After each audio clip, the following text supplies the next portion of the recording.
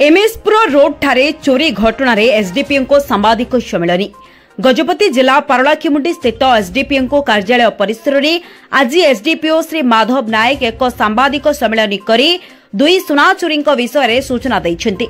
गत दिन में गोसाणी ब्लॉक अंतर्गत एमएसपुर ठारे जने महिला बेकरू सुना अलंकार झांपी नहीं गला बेले जहाँ जनापड़ी उपलड़ा ग्राम ग्रामवासी माने चोर को धरी पुलिस को जिम्मा देइथिले। पुलिस यार सठिक तदंत करबा परे दुई चोरंक ठारो प्राय जिलार 7 गोटी घटनारू सुना झांपी देइथिबा एवं 85 ग्रामर सुना गहना उद्धार करा जायछि। एहा सह दुई अभियुक्तों को आज कोर्ट चालान करथिबा नै पुलिस पक्षरु सूचना प्रदान करा जायछि। गजपतिरु पंचानन दास का रिपोर्ट ओम टीवी ओडिशा।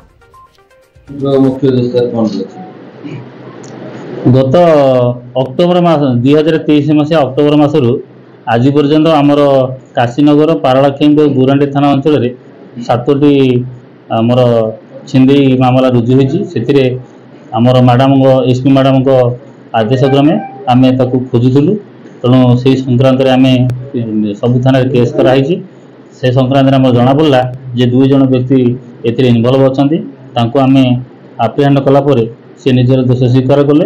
दोष स्वीकार कलापर से रखि सोना को सब गुड़ाक आमको आज मिली आम सीज कर 2 जन अरेस्ट होती।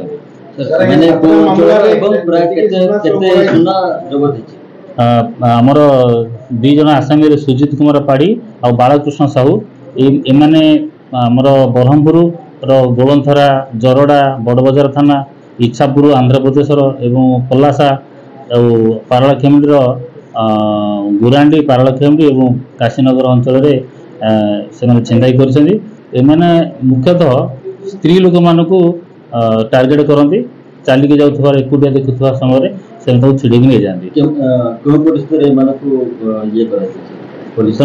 आम खोजुलु आगुरी जेहेतु एम ना आगुरी केस अच्छी आमको जना अच्छी तेणु पाऊनु पाइलापर से जना पड़ा जो मोटरसाइकेल मतलब से आसते से मोटरसाइकेल सन्देह जना पड़ा से मोटरसाइकेल गोटे चोरी केस इनवल्व अच्छी चोरी करके क्राइम करेंगे बोली एटा छत्रपुर थाना मकदमा रुजु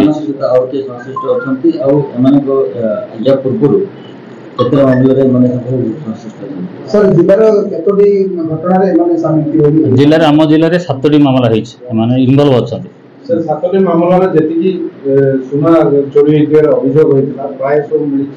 जी मामला रुजु होती सुना छड़े नहीं से गुड़ाक प्राय आम सब जगह पाई जाइए पाखापाखि आम 85 ग्राम सुना जबत कर। हाँ ये आंध्र एवं ओडिशा भितर क्राइम करती ना